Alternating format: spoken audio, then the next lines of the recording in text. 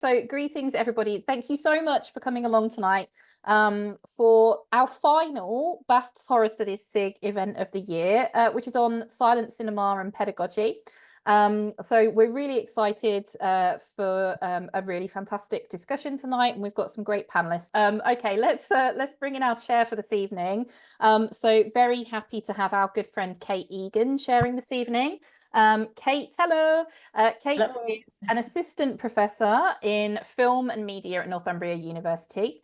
She's a member of Northumbria's Horror Studies Research Group, an excellent research group, if I do say so myself. She is the author of Trash or Treasure, Censorship and the Changing Meanings of the Video Nasties, Cultography's The Evil Dead, and with Martin Barker, Tom Phillips and Sarah Ralph, Alien Audiences. She's also the co-editor of Cult Film Stardom, and now for something completely different, Critical Approaches to Monty Python and Researching Historical Screen Audiences. She's the co-editor with myself and Shelley of the Hidden Horror Histories book series for Liverpool University Press, which is probably something we should have plugged, so consider this a plug.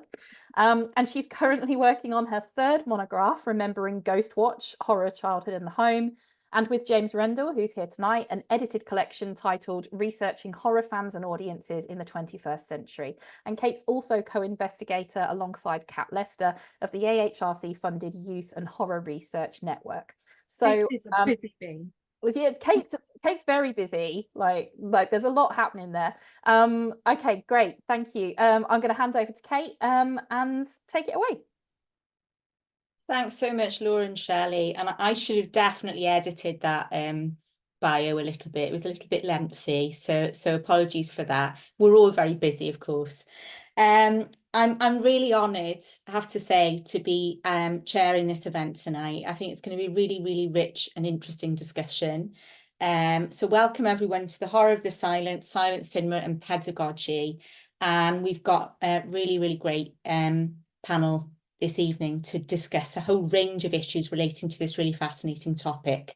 So can I ask that the panelists put their cameras on and I will very happily introduce you all. So we have a real stellar lineup of people on this panel, all of whom are very, very passionate about the topic.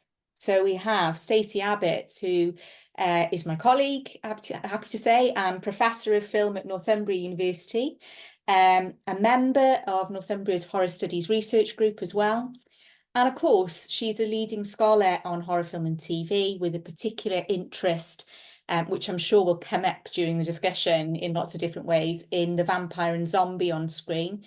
She's the author of Celluloid Vampires, Undead Apocalypse, Vampires and Zombies in the 21st Century, and of course a recent BFI film classic on Near Dark, as well as the co-author with Lorna Jowett of TV Horror. She's also written with her co-panelist Simon Brown the chapter Gothic and Silent Cinema for the Cambridge History of the Gothic, and she's currently writing a monograph on horror animation. So welcome to Stacey. We also have Simon Brown, who I just mentioned, who is Associate Professor of Film at Kingston University, and of course is an early film historian in addition to being a horror scholar. So he's the author of numerous articles on early British film, including Flicker Alley, Cecil Court and the Emergence of the British Film Industry in the journal Film Studies, and also the monograph Cecil Hepworth and the Rise of the British Film Industry, 1899 to 1911, which Simon is there just presenting to us. You've got a visual aid there in the background there. Simon is a passionate advocate for early and silent cinema, and he gives regular talks to and arranges screenings for local history societies in southwest London about the history of early filmmaking in the area, and we're looking forward to hearing more from Simon very shortly. So welcome to Simon. And then also in a different time zone to the rest of us here on the panel, we have Murray Leeder, who's an assistant lecturer in film and English at the University of Alberta. He's the author, of course, of Horror Film, A Critical Introduction, The Modern Supernatural and the Beginnings of Cinema, and Halloween, The Devil's Advocate and Halloween, as well as editor of Cinematic Ghosts, Haunting and Spectrality from Silent Cinema to the Digital Era, and Refocus, the films of William Castle. He's published as well in such journals as Horror Studies, the Canadian Journal of Film Studies, the Journal of Popular Culture, and the Journal of Popular Film and TV. And completely unrelated to the topic tonight, he's also a fellow fan of Ghostwatch. So I'm happy to have Murray here in that capacity as well. So welcome to all of you, and we've got lots to cover tonight, but I want to start by asking each of you if we could go round in turn, maybe starting with Stacey, and then Simon, and then Murray. And I wondered if each of you could tell us something about your history with silent and early horror. Now, of course, we've already mentioned that you've all published on this area, but I wondered, particularly with the focus on pedagogy, if you could tell us a bit more about your own relationship with teaching and researching this topic over the years. So if we could start with you, Stacey. Thanks, Kate, and thanks for those introductions. Yeah, so my history with sort of early and silent cinema and horror, I suppose I've always had a passion for silent cinema alongside my passion for horror. So they've always been things I have since my kind of very youngest years been really kind of excited about. So I think for me, bringing the two together really kind of happened when I was doing my PhD around this cellular, which became Cellulite Vampires. So I was thinking about the invention or the adaptation of the vampire from literature and folklore into cinema. So it's the silent era, which, the cinema, that moment that cinema is kind of being birthed at the end of the 19th century is, of course, right around the same time that Stoker wrote Dracula. So that was, for me, a kind of key starting point to my interest in the vampire. And then it was a key starting point for my thesis and for Cellulite Vampires. So as I started teaching the vampire in cinema and trying to kind of teach and engage students with this evolution of the vampire in cinema, that kind of period was a key moment to explore, to kind of engage students with this moment that the vampire is visually kind of conceived for kind of this visual medium. And I've always used Nosferatu as being my key example. So by no means the only one, but a key example that I use. So I think for me, it's always been a really helpful way to get students to think about this moment of the convergence of vampire folklore with cinema. Brilliant. Thanks, Stacey. I'm sure we'll come back to some of those topics later in the discussion. Simon, how about you? Well, I've been I've been a fan of horror since before the invention of videotape, so that's long standing. But my introduction to silent cinema, I had the best possible introduction to silent cinema you could imagine, which was seeing The Four Horsemen of the Apocalypse with Rudolph Valentino, fully restored by Kevin Brownlow with a live orchestra conducted by Carl Davis at the Camden Parkway Cinema, a 1930s Art Deco cinema in 1993. And just the experience of watching that made me realize what silent cinema was, what it should be, And then the following year, I went to work for the BFI, National Film and Television Archive, in 1994. So it was the year before the centenary of cinema, and everything was about early cinema and making stuff available and finding kind of rare films and getting them out there to the public in documentaries and screenings and so on. And it made me realize how interesting and vibrant and engaging and fascinating and different this particular period was. And I ended up doing my PhD on it. And then when I started teaching, I mean, in some ways it's quite prosaic, this was the one thing at that point that I was doing research in. And so, damn it, I wanted the opportunity to actually teach my research. So I ended up persuading the university to let me do a module on silent cinema, which lasted a few years and then got eroded. But it's something that I kept and embedded into my first year teaching, and it's always been there. Several weeks on silent cinema and early film, and just trying to get across what it actually was, trying to convey that sense of what it was and what it still could be, is really sort of how I approach it from a pedagogical perspective. Yeah, that's my story.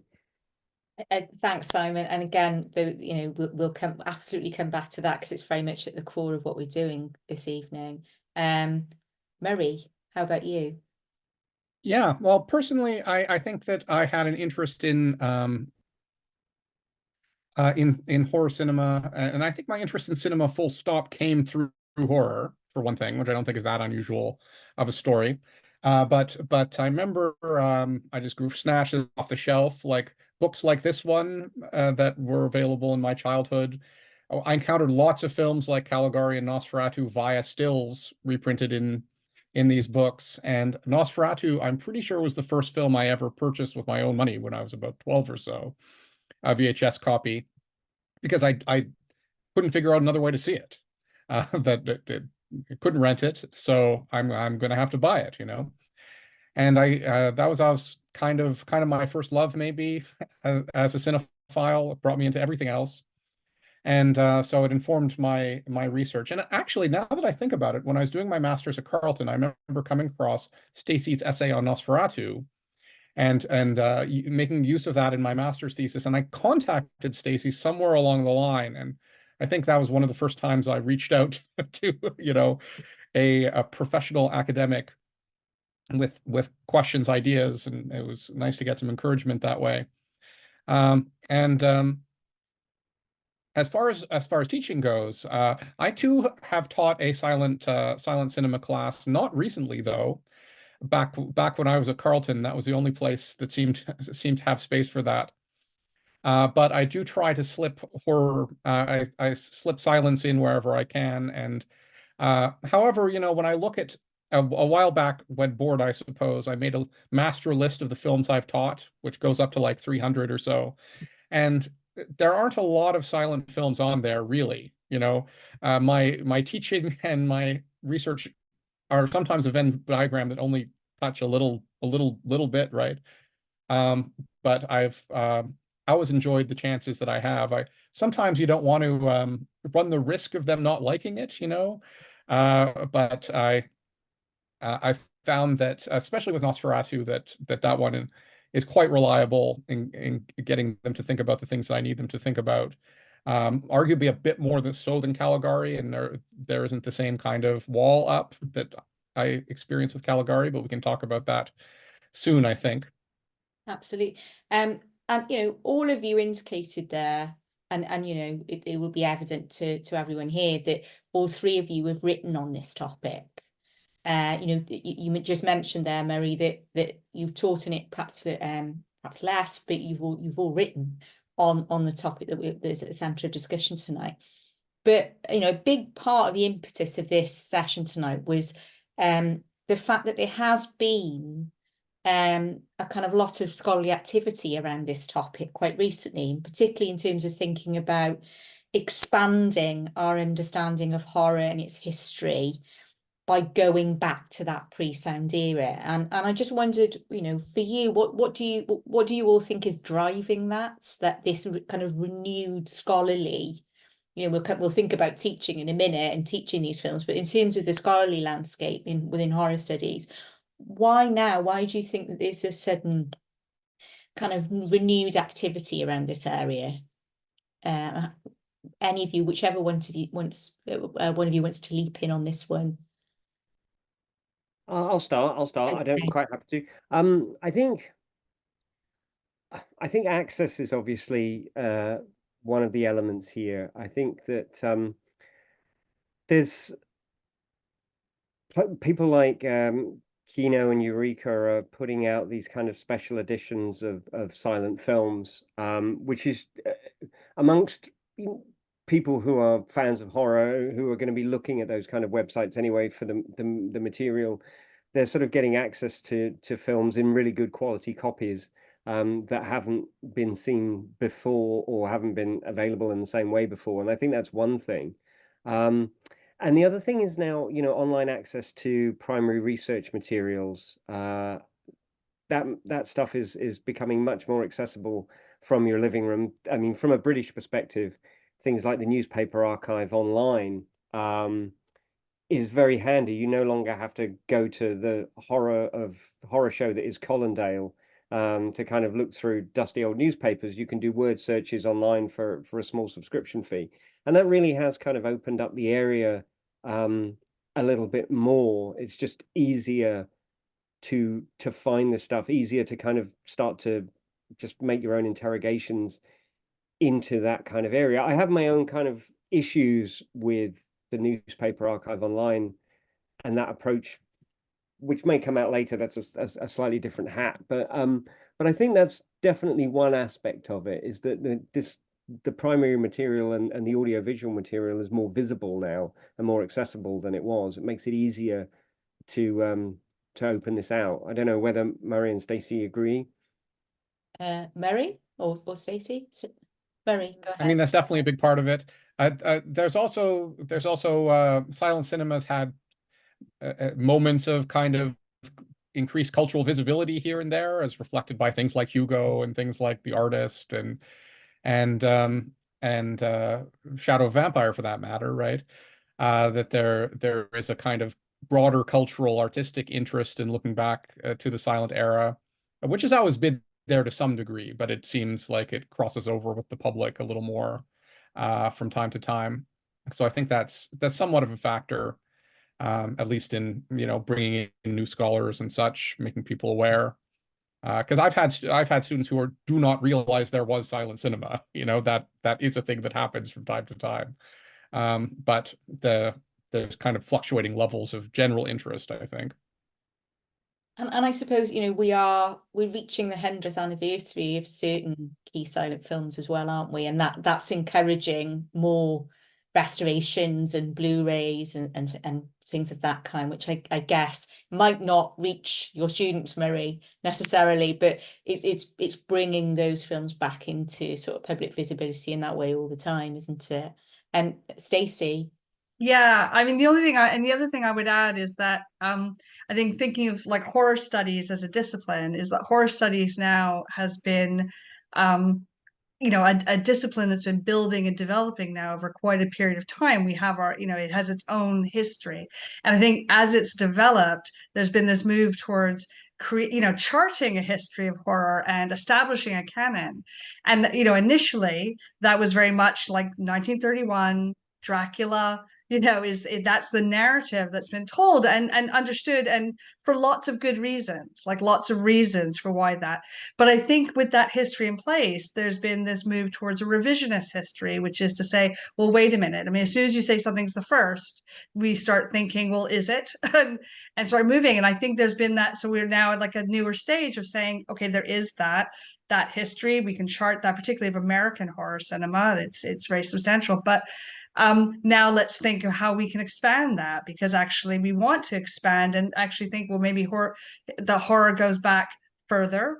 It also extends globally, like and when you start looking at silent cinema, really you start looking at Europe and you start looking at other parts of the world, because there's these movements towards Gothic horror cinema, even if they weren't calling it that. And so I think there's been this desire to kind of now revisit those canonical titles and that canonical history, to say, well, wait a minute, let's expand our understanding. So I think we're just in a newer stage. So it's been exciting to see. And I have a whole array of these books behind me, of these kind of exciting books coming out that are opening up and challenging and expanding our understanding of horror. Do you know, I was thinking, because I'm revealing behind the scenes a little bit here, so apologies. Yeah. We had a pre-discussion prior to this event tonight, and we were talking about that issue of sort of going back and thinking about the global origins of horror. Yeah. And I was thinking afterwards, there's something like A Page of Madness, which is a kind of Japanese silent film and sort of floats freely, almost in some ways, and it isn't thought of that in terms of horror history, but this kind of approach that you're talking about would bring in a film like that, wouldn't it, as well? It would, absolutely, because I think we've opened up I think we quite readily make the connections to expressionism and horror, and again, there are lots of specific continuities between them and connections to the Gothic. But Page of Madness is often talked about. If anyone hasn't seen it, it's a phenomenal Japanese silent film that is very expressionist, and it's often discussed as in line with German expressionism, as a kind of Japanese evocation of a very similar style. So absolutely, it does. We just start opening it up, and it's very exciting to suddenly think there could be all kinds of horror films out there that we haven't been exposed to. Okay, I mean, I could talk about that with you all for another half an hour, I have to say. But I wanted to bring in something that Simon has already addressed earlier on, which is teaching, and Anne-Marie actually as well, teaching silent cinema. And I wonder, can we start kind of identifying what some of the, I mean, maybe I hope people listening, people who are here will have thoughts on this too later, but for you guys, what do you see as the major barriers towards using silent or vintage horror in the classroom? I mean, Murray's already indicated his students sometimes aren't aware there was a silent cinema, so that's clearly one already. But what other barriers do you think are kind of key ones when thinking about introducing students in whatever way to silent film or early horror? Simon, do you want to start us off? Yeah, I think one of the interesting things about silent cinema is the way I always think about it. It's a type of film that's in a completely different language. It's in a different language. And I think, kind of exposing, sort of sitting down and watching a silent film with students without kind of explaining to them what it is a bit like making them watch La Talente without subtitles. It's a real kind of aesthetic barrier to get across. I mean, and there's the oldness of it, which I'm sure we'll come to, but aesthetically, it is tales told in a completely different way. And that's quite, in order to overcome that barrier, it's necessary to kind of really sort of drill down into all the different ways in which it's doing something differently. And that's quite hard to do. So I think that's one thing. And the other barrier, I think, is this idea that particularly at my institution, probably a lot of institutions, there's been an erosion of that time that's set aside to be able to watch films together. And students are much more encouraged to watch films at home, in preparation for the class, which is very, very hard to do with a silent film. It's very hard to do because, you're sitting there on your laptop, watching it in your bedroom. It's silent. You don't really understand what you're looking at or how it's doing what it's supposed to be doing or anything. And silent film's quite easy to switch off because there's nothing to listen to. I mean, I don't mean switch off as in turn off. I mean, like switch your brain off and stop paying attention. And but what it boils down to me is this idea of film in a different language, which needs to be addressed and taught and understood before it can be enjoyed. I think that's my kind of basic concept of this. And I know I'm preempting the next question a little bit, but I know that you've done that quite a bit in the past, haven't you, Simon? That you've actually watched films with the students, you've sat there with them. So very much contrary to what you were just describing of post-pandemic students watching at home. Yeah, I think watching it with them myself, I think watching it with them is essential in terms of giving them the space to overcome those kind of the difficulties of it. But we can come to that. We can come to that when we start talking about ways around it. But yeah, I think watching it with them is essential. Murray, what for you are the key barriers? I would agree with all that, and I always try to tell them that the label silent film is kind of unfortunate and a misnomer because they're not in fact silent for a number of different ways. Mute film would actually make a little more sense, but also to try to get them to think, well, what's unfortunate about these labels is that they frame them as being deficient, as lacking something. But that's not the way they were perceived at the time, any more than I perceive my phone as being lacking for not being 3D, for example, or some other imaginary future development. And saying that sort of gets them a bit there.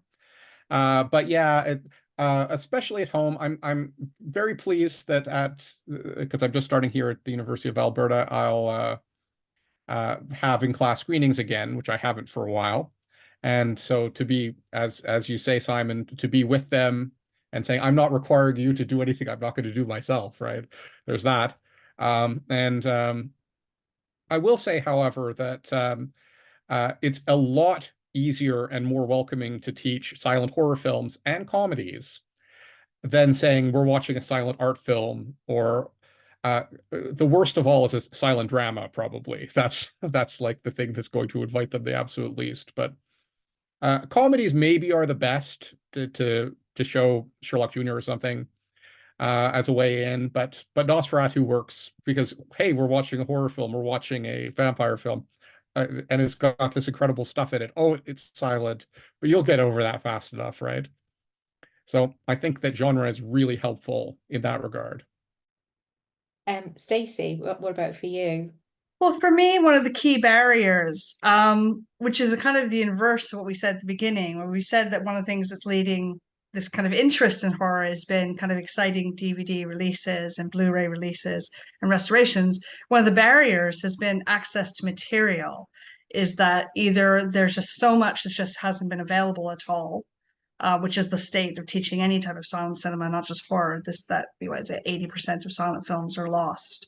So we're already dealing with a small sample of the silent films that were created. And then you're trying to then have that accessible in the classroom, like, in a format that you can use in the classroom, whether it's screening it or even clips. And what is often available, yes, you have these nice Blu-ray releases that are great, but it's a lot of the material that's out there, perhaps online streaming, which is great. There's material online, it's brilliant, but often not in the best copy. So that can be really, on the one hand, it's great, there's material available, but it can also reinforce cliches and misnomers around silent cinema, which is that it's old and creaky and even black and white. A lot of like classic, like silent cinema features would have been tinted in tone, so they would have been in color. But often the prints that you get and that you get are often like black and white, scratched. For the longest time, Nosferatu was only available in black and white prints because it had been, it was these old 60 millimeter or 35 millimeter prints, and it was only kind of around the centenary that you started getting these beautifully restored, tinted and color and tinted and toned prints. And it's really odd to watch that because I used to have people say to me, why is the vampire walking around during the daytime? Because of course it was shot day for night, so it was shot in the day, and it's the tinting that would have made it look like nighttime. You would have had a blue tint. So, and suddenly you're trying to explain to people, and not just students. I remember trying to explain to musicians who are going to perform over a screening of Nosferatu. I had to explain to them why he was walking around during the day and say he's not. It's the print that you're looking at. So I think the access material does often create problems, even where there's stuff available. Sometimes it's something you have to that's working against trying to engage people with understanding what silent cinema is really like, and particularly silent horror cinema is like. There's so many other questions I want to ask in relation to that, but I'm going to move on because there's some really important issues we still need to discuss. And the most obvious of those is, if those are the key barriers, and particularly thinking about Simon's point there about it being almost like a different language, what strategies can we use as teachers to get students interested, to kind of hook them in and to draw them in? I mean, Murray has already mentioned Nosferatu as a key text that works for him, rather than, say, perhaps the more commonly used text of Caligari. So I wonder, could we start with you, Murray? Do you want to say a little bit more about that? Well, I'll just say that a lot of times I have found, in fact, one time I literally agreed with my students to take Caligari off my syllabus because they'd already seen it, right? And I replaced it with Last Laugh. I figured, hey, that'll do, right? In that case.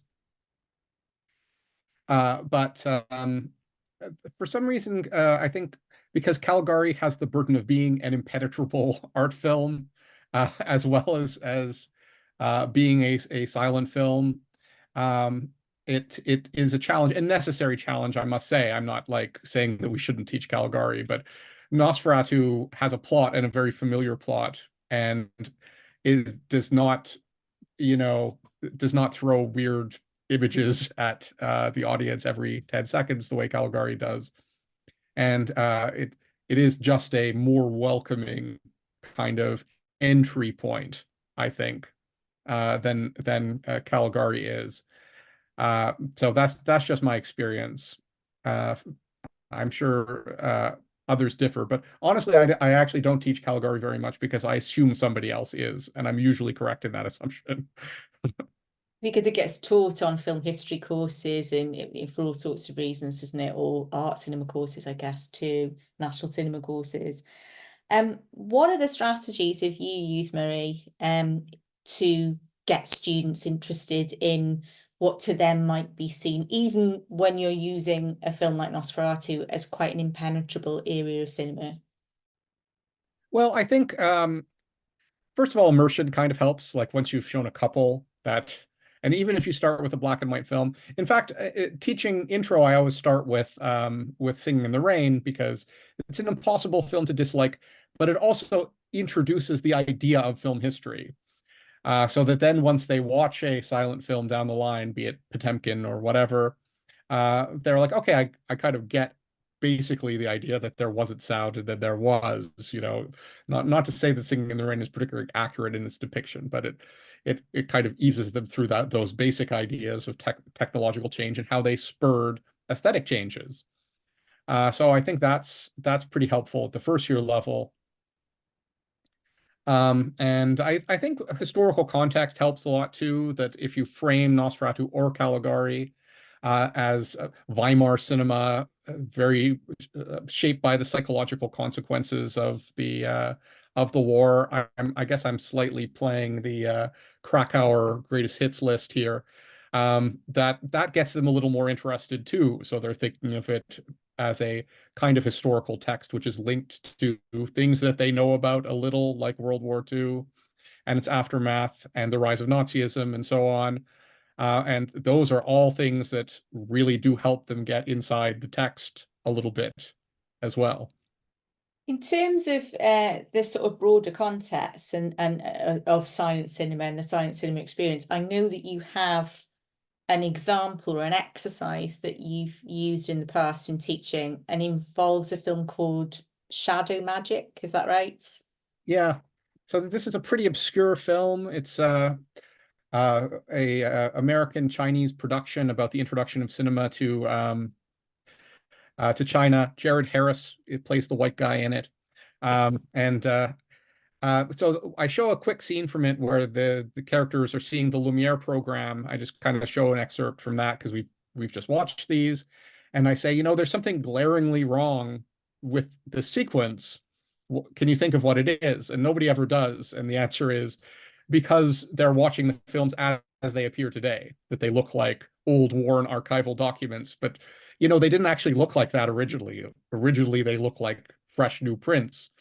And they always sort of like, oh yeah. And it kind of gets them to the moment of these things were new at one point, right? At one point, these things weren't creaky old relics. This was like the new exciting thing. And I think that exercise helps them kind of get around to that way of thinking, at least partially.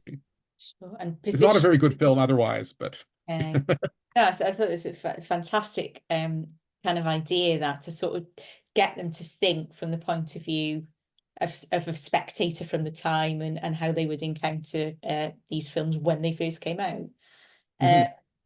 Stacey, how about you? What strategies might we use to overcome? I mean, obviously thinking about silent cinema in general, but particularly how horror might a focus on horror texts or horrific elements in these films might help engage students with silent cinema, sound cinema. Yeah, I mean, there are a number of things I've done, and one thing I've done, which again kind of grew out of my writing about kind of early silent cinema in relation to Dracula and Nosferatu, was to start thinking about the kind of technology of cinema. And one of the strategies I do is actually looking at some of the kind of optical and animation effects of kind of early and silent kind of, whether it's horror, fantasy, gothic-y science fiction texts, they're all kind of intertwined in this period, but often looking at the kind of techniques that are kind of born and how we're seeing really quite sophisticated effects and treatments being done to tell stories in ways that are quite uncanny. And I think I found that really useful. And films like the Norwegian film Phantom Carriage, which is this wonderful display of spectral kind of optical effects that are really sophisticated, which is picturing this kind of carriage of death going around and picking up these souls of people who have died and taking them to the netherworld. Like, it's wonderfully dark, it's very serious, but it's also kind of wondrous to watch. And it always surprises students to say, like, this is not the image of silent cinema that we expect. What we see, because it's, you know, it's actually not that different. I mean, it's technically different, but actually they can see kinship with contemporary special effects. And things like superimpositions and dissolves, when you start talking about looking at digital effects, actually they can see those connections to that language of technology and the fantasy that horror does allow, like, you know, allow this kind of celebration of these kinds of effects, or kind of wallowing in these effects. So I found that really a useful way of engaging with getting students engaged using kind of horror to kind of find the pleasure, the kind of visual pleasure in silent cinema, which I found really, really helpful and successful, because and genuinely students have been surprised by what they're seeing happening in this period that they think of as being old and creaky and quaint. You know. Would that sort of go back before that to something like George Méliès as well? Because of course there's that whole debated issue of whether he created the first horror film, and of course Absolutely. films are full of kind of these tricks and yeah, superimpositions and things like that. So would that be a potential area that could be drawn on there as well, potential filmmaker? Absolutely. I've used a lot of Méliès in my teaching, and you're right, there's that kind of contested, the haunted castle, which is often cited as the first horror film, the first gothic film, the first vampire film, and often debated. I don't really get worried about debates. It's kind of using imagery and effects, and it's linking those effects. And so many of his films are kind of walk a line of the fantastic, you know, of the supernatural, the magical. And I think the other thing that I found when I've taught that kind of period, when you really teach early cinema, going back to kind of students making connections, is that those really ultra short trick films really speak to the TikTok generation, or the pre-TikTok. I mean, it was even before we had TikTok. I had students watching them going, this feels really modern. Like, these little short films feel quite modern to them, or kinds of things like they would be making. And I think now, in particular with TikTok, it's somehow, I think there's a kinship there that can be built upon, I think. And students do often respond well to them and see the kind of potential of this period of cinema to do things that they don't think old films do. You're a real advocate of that, Simon. I can see you nodding there. And I know that you've used short films quite a lot to draw students in. Yeah, I do. I mean, the first film what I do is I use largely horror to teach the students the language of silent film, basically, because what they can do to a certain extent is they're able to fall through the story. The stories are easy, which allows them to get used to this, to kind of compensate for the difficulty of the style to a certain degree. I mean, the first film I show my students, which if anybody here hasn't seen it, I recommend you watch it. It's 6 minutes long, 1905. It's called Rescued by Rover, one of my top 5 films of all time. And there's a brilliant article by Charles Barr about it in the British Cinema book, edited by Robert Murphy. It's 1905. It's an absolute perfect model of how to construct a film narrative visually, right? It doesn't set a single foot wrong.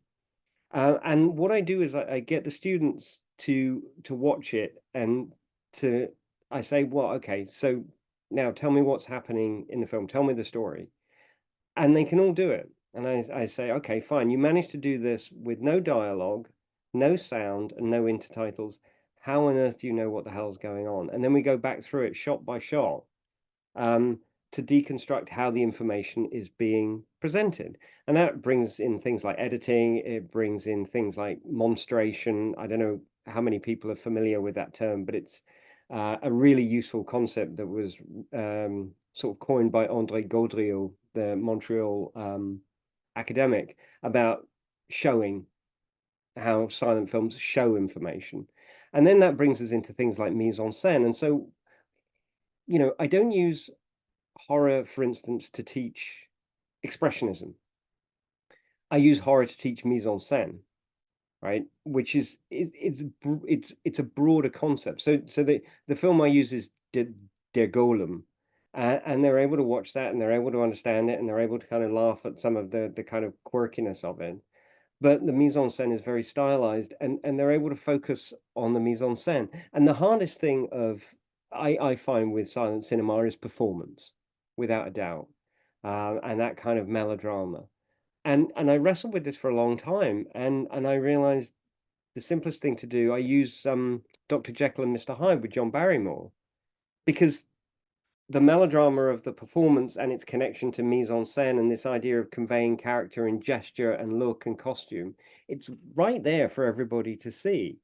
And they just find it really easy to get that. And obviously Barrymore is fantastically sort of modern. And then, but you also can bring it to life with the stories as well. You can talk about how, Barrymore's related to Drew Barrymore, and he was an alcoholic who drank his own aftershave, and these kinds of stories, and bringing this kind of era to life, I think, is also really quite important.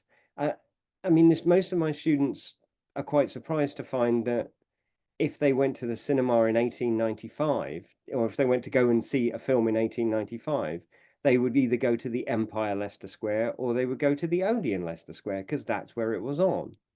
And those built, well, the Alhambra was torn down and is now the Odeon, but the Empire Leicester Square is still standing.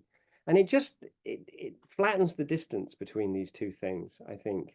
And horror is just a really great way of presenting them with a story and a genre that they can follow, so they can actually think about why they're confused, think about where the difficulties is, and through that kind of learn the language. That's my way of doing it. And one other thing I do is I show them Edison's Frankenstein from 1910 as an example of not particularly good or progressive storytelling for the period. And having watched Rescued by Rover, they can watch, which is 5 years earlier, they can watch Edison and go, well, this is a bit crap. I mean, yes, absolutely. Now tell me why. And that kind of really helps, I think. I mean, this is bringing my own interest a little bit, so forgive me, but I love hearing about you talking about John Barrymore, because I love that performance, and sort of linking it with Stacey's point. It shows, for me anyway, how acting can be a special effect in its own right in horror, and how important acting is to the history of special effects and makeup effects, that a lot of it was his performance. So I think all of that comes into play as well, that if you're someone like, for instance, Shelley, who is interested in makeup and makeup effects and special effects, that you can trace that history and its relationship with performance and acting from Barrymore onwards, can't you? It's there in silent cinema. That's its kind of origin point. I think that's another way in as well for getting students interested. Yeah, and just to add to that, because particularly in terms of this notion of proto-horror or pre-horror, or whatever we want to call it, that one of the most important figures is Lon Chaney, and Chaney's performance is still incredibly fresh. There's nothing hammy about Lon Chaney. he's acting in a different way for sure. But again, if you tell a story about the fact that he was the son of parents who could neither hear nor speak, so sign language is was his first language, and then the students kind of fall through that difficulty and just go, oh, okay, I get it now, and then they can just watch the film, watch the performance, watch what he's doing. Yeah, absolutely. And I love him in The Unknown, which is my favourite Lon Chaney.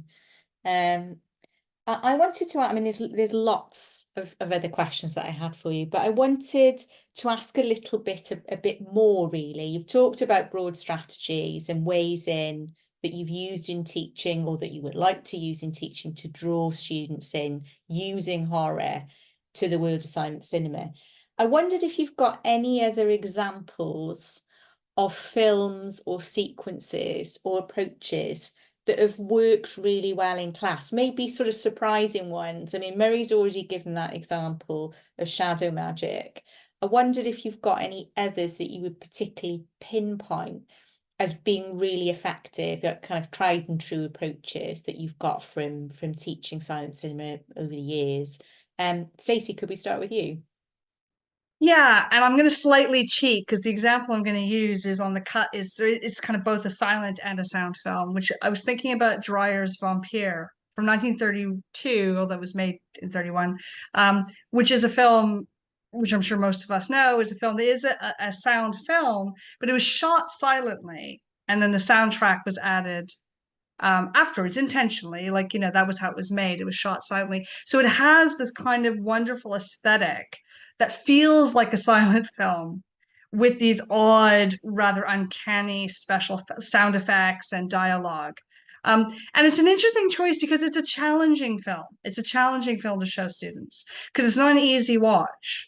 It's a film that I usually preface it by saying that I've watched this film so many times, and because it's so dreamlike, it does often make me want to sleep. And not like it bores me, but it is something where I find I'm almost in a trance. And I always preface screening this film with that story saying, look, this has a trance. Like, I'm not saying it's okay to fall asleep in a screening, but I'm saying, that's part of the aesthetic. If that's happening to you, what is causing that? What about this film? And I think there's something about, but that film, which on the one hand seems quite challenging, it's quite, it is a more European art cinema. It is a challenging stylistically.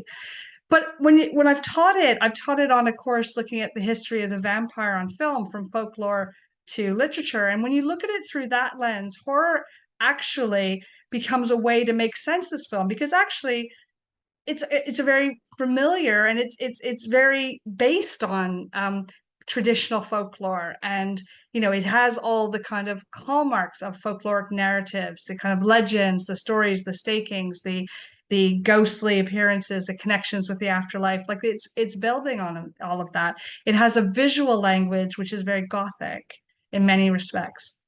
So when I've taught it as a bridging text between folklore and literature and cinema. And it also is an interesting one to show either alongside Nosferatu or in dialogue with Expressionism, because it also uses shadows and optical trickery, etc. So it builds in that language of cinema. So it's a film that I would say I would encourage people to do. It's not the easiest text. You have to work with your students, but actually approaching that film through horror is really good, because I think it provides the students a foothold into this weird movie, which if you're teaching it purely as an art film, I think they would feel more unmoored. But when you're saying, no, I want you to think about the representation of the vampire, how is she represented? What's the language? How is the supernatural? It does open it up. They start thinking about that kind of dreamlike space, and it becomes really more accessible. And they can then, and I've had students come away loving the film because it's wonderfully avant-garde and strange, unusual, and really works alongside the more traditional horror films of Dracula, Browning's Dracula, in a really interesting way, to say, look, these two films came out a year apart, and let's think about what that says about horror in this period. So I find sometimes not shying away from the challenging ones, but thinking about how horror is a way in can be really helpful. And it's got such striking images in it as well, isn't It, it? it really is. And it's a great one to do kind of analysis. I use a lot of frame grabs in kind of discussions to get them to talk about the kind of compositions and the use of sound, because it is a really strange use of sound and very uncanny. It's an uncanny. And so it's a great way of thinking about what about this looks familiar but isn't familiar, and ties into a lot of those ideas of horror. So it works really well. Thanks, Stacey. Just before I move to Murray, just to say, if people have questions, if you want to start putting those in the chat, we'll be opening up to questions from everyone for the panel in about 5 minutes or so. So do feel free to start putting your questions in the chat. And if you could write question in capitals so we can identify your questions, and then just say whether you would like me to read it out or whether you would like to come on the camera or the microphone to ask the question yourself. So if you could start thinking of your questions and putting those in the chat. Murray, can I come to you? Examples, film sequences that you've used in the past that you found really effective? Yeah, so I'd like to plug potentially D.W. Griffith's The Avenging Conscience.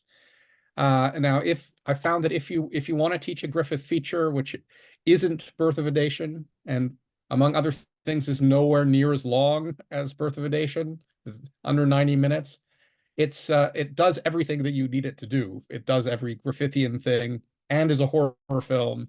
But you could also point to just how generically I hesitate to say mixed, because it's more about these things never having separated at all rather than being mixed. But it's silent film melodrama. It has stuff that we would certainly call horror imagery. There's a very sappy romance as well. And it's kind of fun to parse through all of those elements. It kind of puts horror imagery on and then overcorrects it with this incredibly bucolic sort of parade of fairies and everything. It's a really fascinating film, which I have taught with much more success than attempting to teach Birth of a Nation, I must say. I'm sure there'd be a lot of people here, and I know I'm one of them, that would find that really useful, because certainly Birth of a Nation I've never taught, and you have to mention it in certain contexts if you're teaching film history in any way. But I don't feel comfortable showing clips from it, or I might put a poster up of it on the slide, but so something like that. I imagine there's lots of people who would find that really useful. And as you say, it's shorter and it's got that horror kind of framework. Am I right that it's loosely based on Edgar Allan Poe stories? Yes. Is that right? Yeah, it's funny because it's not particularly based on any one Poe story. It's like kind of a soup of Poe elements. It's interesting to talk about as an adaptation too, because it's more an adaptation of the idea of Poe than any particular Poe story, although little bits and pieces like Telltale Heart come in here and there. So there might be some familiarity in terms of some elements of the story as well. What about you, Simon? I'm going to take off my horror hat for a minute and put my silent cinema hat on, because it's a slightly different color. But one of the films I find very useful in, again, going back to this idea of thinking about silent film, and which I show part of every year, is They Shall Not Grow Old, the Peter Jackson film about the First World War. And I don't tell them anything about it. I just put the clip on. And they watch sort of 5 or 6 minutes, and then you get to the transition moment in the film where it ceases to be black and white and becomes color, and they add sound and dialogue and etc. etc. And we watch a little bit more of that, and then I pause and I sort of say, okay, which bit of that did you prefer watching? And they usually say, well, we liked it when it got into color. Why? Because it was more accessible, and so on and so forth. And then we start to pick that idea apart in relation to notions of authenticity and the idea of real people being captured on the screen, and what does it mean to digitally alter them, and what does it mean to change them, and so on and so forth. And encourages them to reflect back on the kind of black and white sequences and to just think about it in a different way as something that is not kind of old and creaky, but is something that is actually historical and accurate and of its time. That's a really useful exercise, which has always worked for me because it just makes them stop. It just makes the students stop for a second and rethink some of their perspectives. And the other thing I would say, and this has nothing to do with films, but the Library of Congress, in particular in the United States, has a very, very interesting archive of silent film screenplays, including a number of horror films such as The Phantom of the Opera. And I find using screenplays to be really interesting as you have to be careful because some of them are just transcripts that somebody's watched the film and just typed up what's happened. But there are enough of them that are actually the original screenplays which were deposited in the Library of Congress for copyright purposes. And to actually get the students to read a horror, to read the screenplay, to read a horrific scene as it is described in the screenplay and then to watch it, it's a really interesting, again, it just opens it up for them. I mean, a lot of the students I teach are screenwriters. So their first assignment is to write a silent screenplay without, with no dialogue. And so we study these, but that again can be quite useful. And just as horror scholars generally, to go into the Library of Congress and have a look at the screenplay for The Phantom of the Opera, it's really interesting, really, really interesting. That sounds brilliant. I was just wondering, in terms of Stacey's point earlier about the amount of silent films that are lost, would that include a lot of lost films that they'd have the screenplays for films that aren't available? The films of them aren't available anymore. Would that be the case? Some of them, yeah, for sure. One, as I say, you have to be careful that they're not transcripts, but the original ones are usually marked in some way. And yeah, I mean, and stills, obviously. I mean, didn't Stacey and Murray will know this better than I, but I believe that they recreated London After Midnight with still images at one point. They did. There's a DVD or Blu-ray release of it where it was a full restoration of the film using the screenplay and the stills and production stills that have been put together in a kind of montage to try to convey the film. So it's not a restoration, although some people sometimes describe it that way, but it's a really kind of beautiful way of kind of getting a glimpse of what that film might have been. I just wanted, we've got a question which I'll come to in a moment, but I just wanted to ask, this is just from my own experience, and it sort of links those questions of access and colorization that Simon mentioned a moment ago. I found it really tricky to find a good copy of White Zombie. I've been looking for a good. I've spoken to a friend of mine who has got a good DVD copy of it, but I was having real trouble. And I went to Amazon, and the copy they've got on Amazon is this colorized version, which I don't think that film, the version that is kind of well known, isn't colorized, is it? No. So there's all those kind of pitfalls, isn't there, in terms of, and again, you mentioned it in terms of using YouTube, which is a fantastic resource in lots of ways, but you're then not sure if you're watching the authentic, for want of a better word, version of that film, or it's a bit of a minefield. If you're not kind of experts like you guys, it can be tricky. Yeah, no, it really is hard. And I've seen loads of, and you see particularly now lots of digital restorations. I'm feeling we'll start seeing a lot more AI generated restorations, where people are, adjusting things. And I think those questions and colorization is a very problematic and contentious thing. Like I said, there's original color, and some films were in color or tinted and toned, or early sound might have been in color, but it's complicated and it's hard because you want to try something that's authentic, but also reasonable quality. It is. I mean, that's part of the pleasure. So at the same time, it's part of the whole endeavor, really, of searching for the best version. We've got a couple of questions in the chat, and the first one is from Reese Goodall. Hi, Reese. And you're happy to ask it. So do you want to come on the camera or put your microphone on, Reese, to ask the question? I'll appear. Well, hopefully I'll appear. Oh, I appeared. Yes. Thank you very much, everyone. I've enjoyed this. I love silent film so much. It's been brilliant hearing your thoughts. I wanted to ask this question about genre and classification. So it's something you touched on already, Stacey, talking about Georges Méliès. And as you all know, my sort of area is French horror. And I've come across pieces talking about Méliès, the first horror filmmaker, as you say. The Lumiere brothers as well, based on that myth of the sort of the audience fleeing in terror upon seeing a train approach. But even films that sort of aren't necessarily linked to horror, Abel Gance's J'accuse in 1919. I've seen talked about as the first found footage horror, the first zombie film, etc. And I wanted to ask, really, my question was sort of about sort of how we approach films that aren't sort of clearly distinctly from a horror or indeed any genre mode as we understand them today. You know, what are the advantages of doing that as researchers, and sort of what are the risks of sort of imputing our own understanding of genre onto films that are operating in sort of entirely different industrial and cultural frameworks?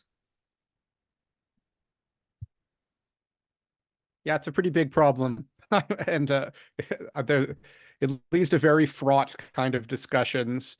There's a fetish of the first, which comes up a lot, you know. And I'll flash this copy of The Avenging Conscience, which comes billed as the first great American horror film, according to Kino. I was like, who says that exactly? I don't know. So presumably there are other non-great American horror films before it, and this is the first great one. Who knows? Um, so yeah, it's one of those problems that will not go away, and nor should it. And I can easily go both ways on that. On one hand, yeah, we shouldn't really apply labels which were not the labels used at the time, right? On the other, I don't think that we should twist ourselves in pretzels every time we want to talk about silent horror films. When those I mean, even in early sound, right? You could argue that Dracula was not a horror film because that language was not, it was marketed as a melodrama. It was marketed as a mystery film because those were the labels that existed and which had, you know, understandable cultural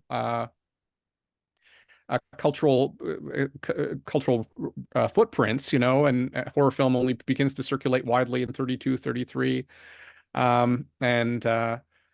But so you could say that the very title of this panel is a complete misnomer. On the other hand, horror did circulate as a label around many of these films in the silent era as an adjective. You dig into the reviews, you'll find it pretty readily. I feel like this is something of a non-answer because I'm not sure that I'm but my feeling is for pedagogical purposes, especially early on, I'm pretty comfortable with calling Nosferatu a horror film. Maybe sort of I'll offer a few provisos, like people wouldn't necessarily have understood it that way, right? Because genres don't come out of nowhere, right? And then kind of trying to have more nuanced descriptions in genre classes at higher levels and that sort of thing. But you know, sometimes I reflect on the fact that I tell undergrads things that are not wholly correct fairly often. Like I would say at least once a class. Where I like a person could call beyond that, right? It's not 100% accurate, but you do need to get them somewhere. And I think that referring to these films as horror films kind of does that. But others may differ, and I would understand.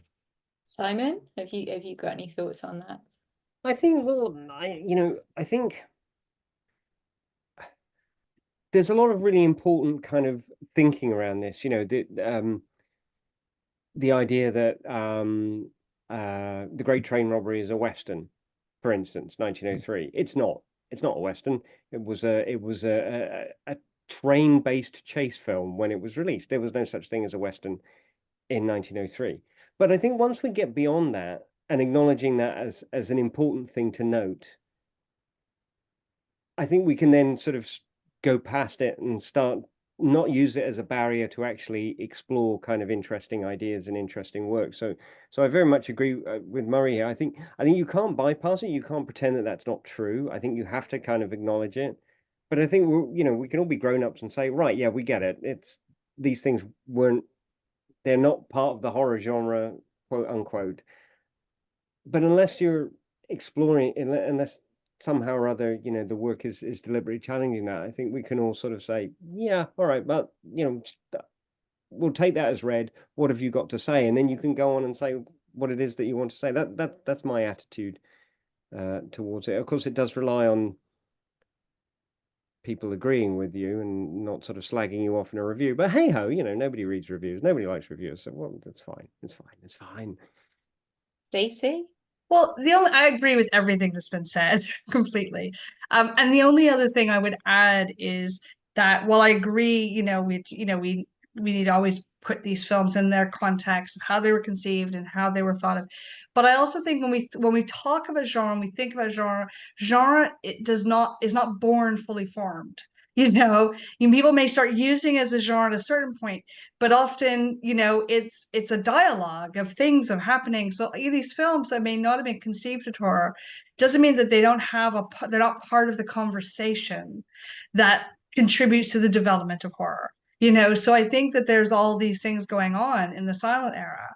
And that's how I often position talking about silent cinema, saying this is the kind of cauldron of horror. There's so much going on in terms of technology and performance and narrative and Gothic adaptations and visual style, like this developing this visual language.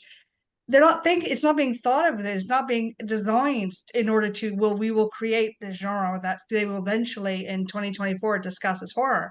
But it's a cauldron. And I think that's something I think, so that's why I don't have problems. Like yes, let's contextualize it, but let's think about what's bubbling around in this period that becomes a big part of what we understand horror to be. I love that idea of the cauldron of horror. Yeah. Feel that one. I feel a book title coming. Definitely. Thanks, Reese, for your question. We've got. Can I just add one more thing as well, which Sure,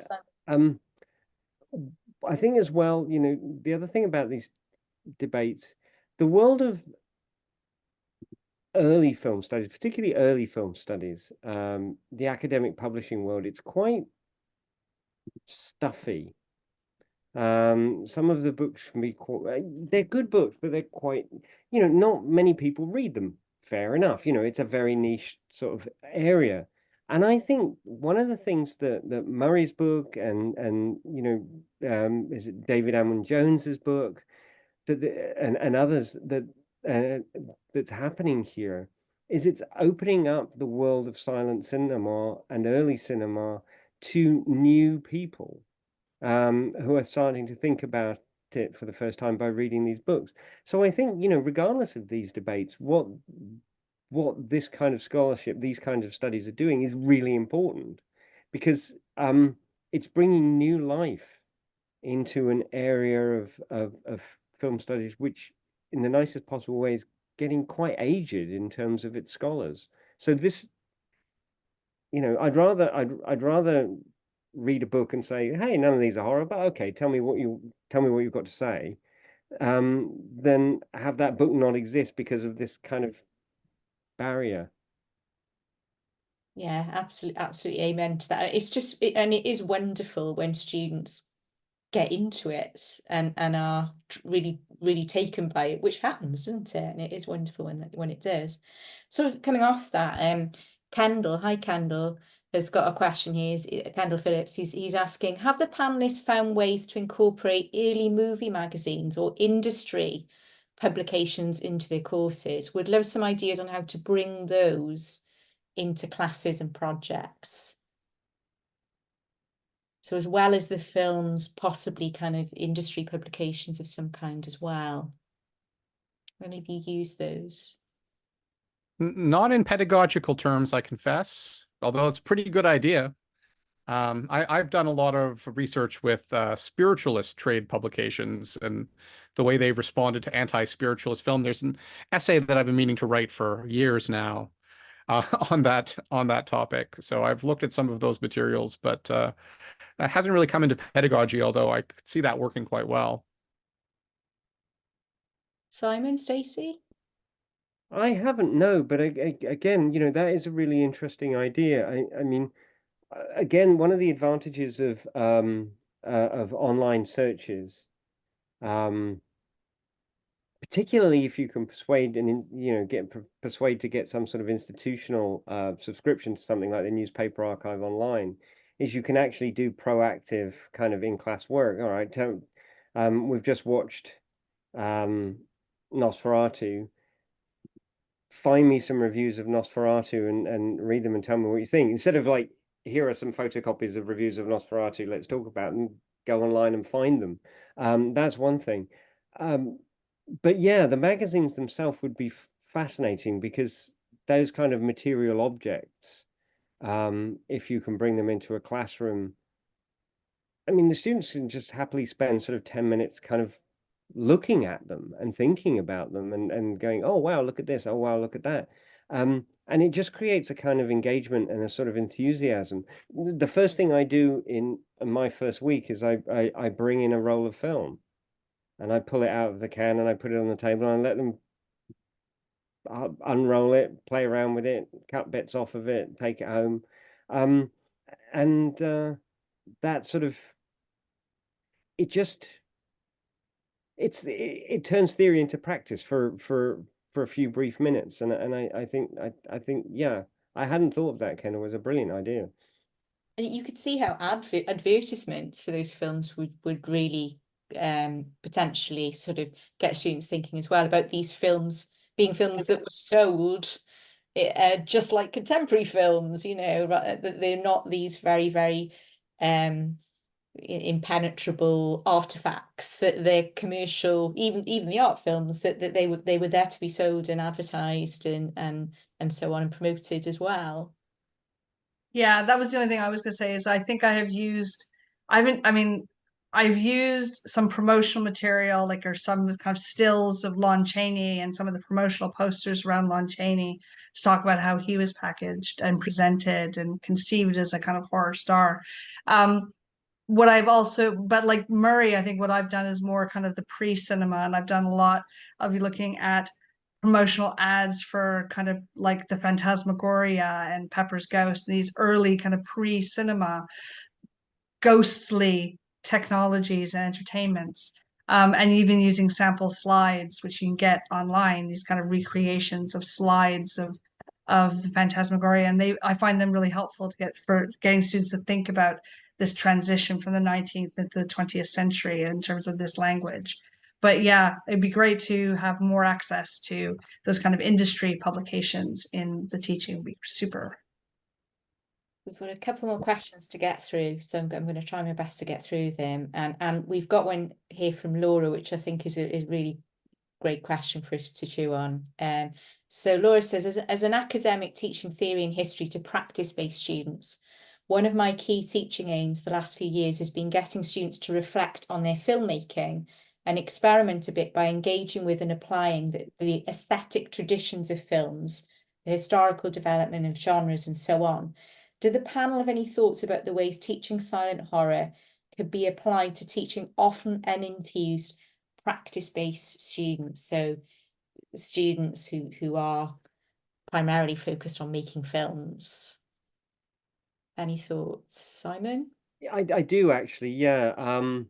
As I say, I mean, currently most of the students I teach are creative writers, so I set this assessment that they have to either write a silent screenplay, or they have to adapt a sound scene into, they can pick a film from anything they like, doesn't matter what, but they adapt it into a silent screenplay. So they have to do it without dialogue. They have to take the dialogue out and then convey the information sort of visually.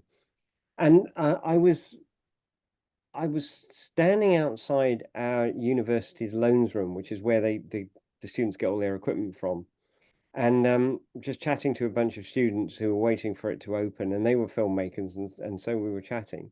And I was talking, for some reason I brought up this assessment, and all of them stopped and went, "What?" I said, "Yeah, I get them to write a silent screenplay."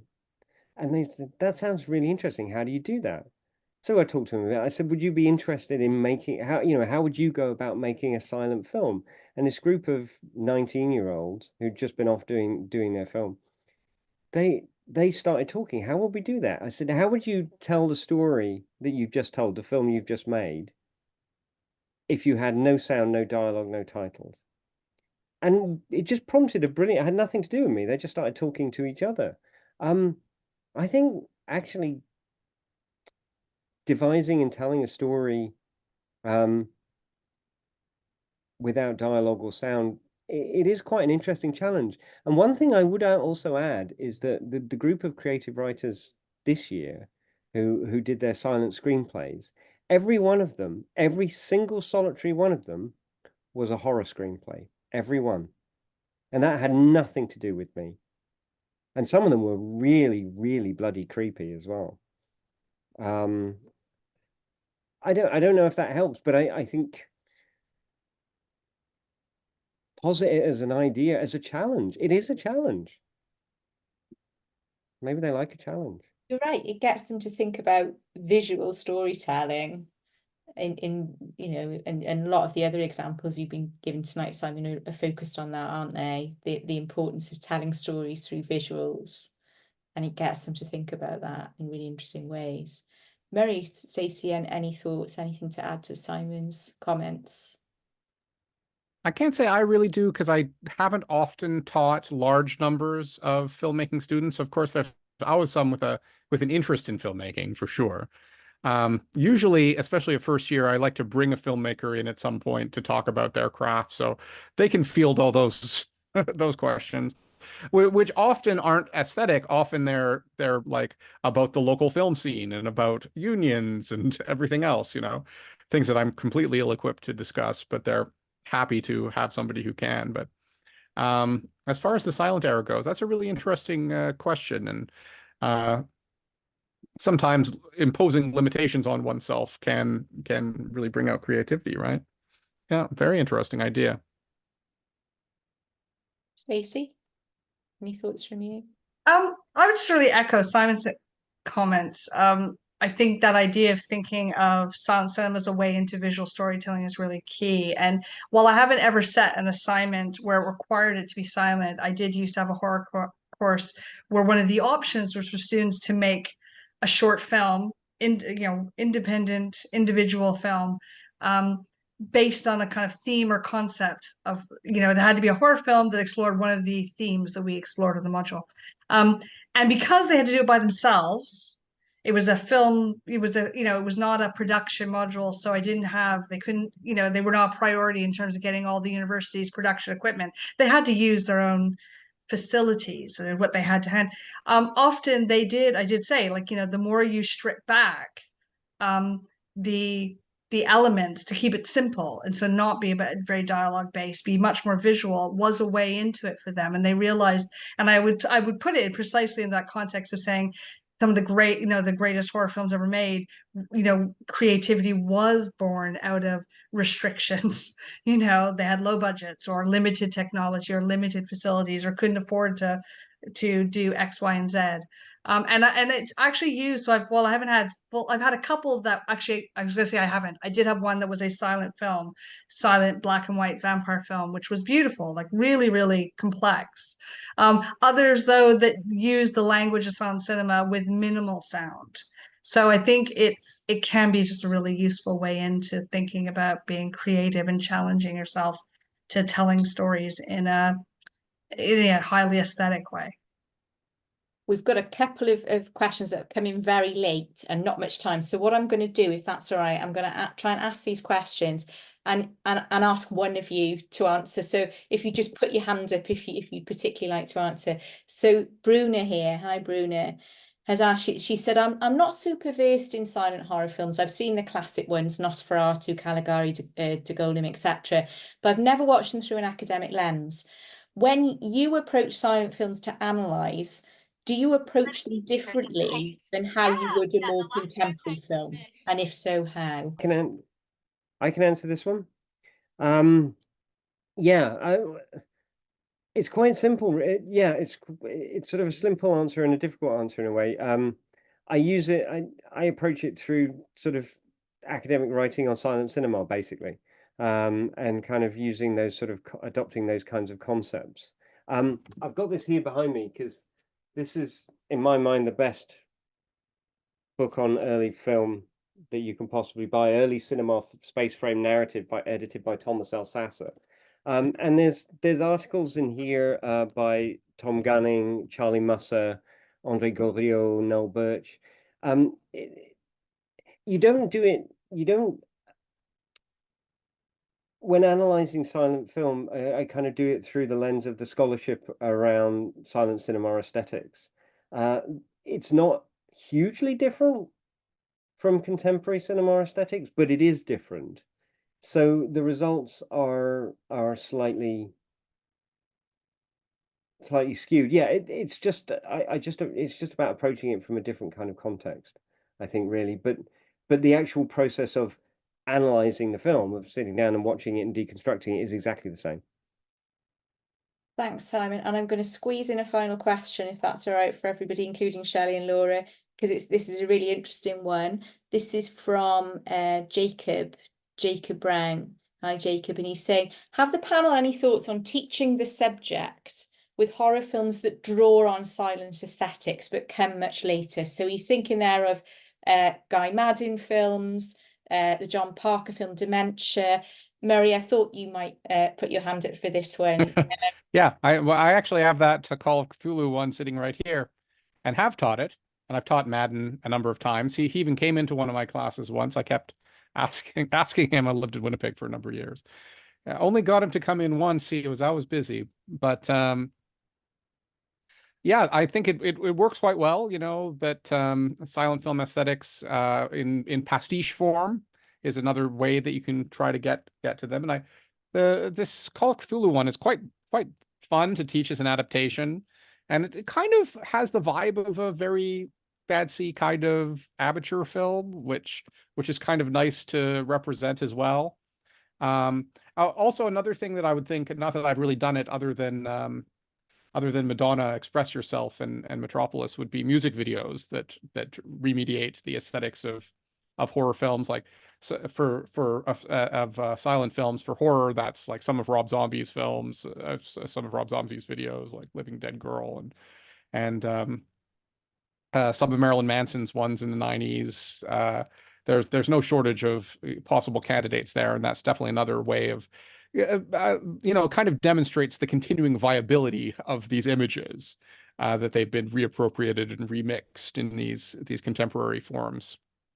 Yeah, there's also, if you can think it, well, if we can conceive of Anshan and Lou as a horror film, there's also the Pixies music video for Debaser, and it also references it in the lyrics as well.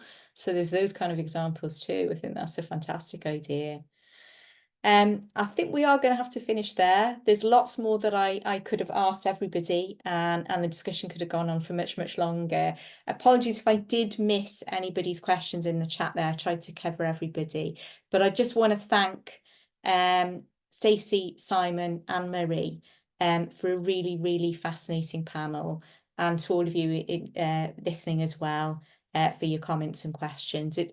I think this, I felt really honoured when I was asked to chair this, actually, because I think it's such an important topic, and I'm really glad that the midweek bites, the weekday bites, has covered it. So thank you very much to Laura and Shelley as well. I don't know if you both want to come back on, if you've got any announcements to make. So thank you very much. Thank you, Kate, for amazing sharing. Thank you, Simon, Murray, Stacey, for your contributions. What a really interesting panel and a fascinating way to finish off our events for this year. So yeah, I'm sure I speak for Shelley as well when I say that was fantastic. And yeah, we're just so happy that we could host this one. I think otherwise all I wanted to say was thank you very much, everybody, for coming along and for your fantastic questions. And if you have any idea for future events on horror cinema, horror studies, then please do drop me or Shelley a line, and we'd love to have a chat with you about possibilities for things that we could organise. That would be fantastic. Shelley, anything you want to add? Not that I can think of, no, but just to say thank you for everyone for coming. Obviously everyone turning up and coming to these events is what keeps us doing them and what keeps the SIG going. Yes, so thank you very much, everybody, for coming, and for all your support for the SIG, and we'll see you again next year. Bye. Thanks, everybody. Good night.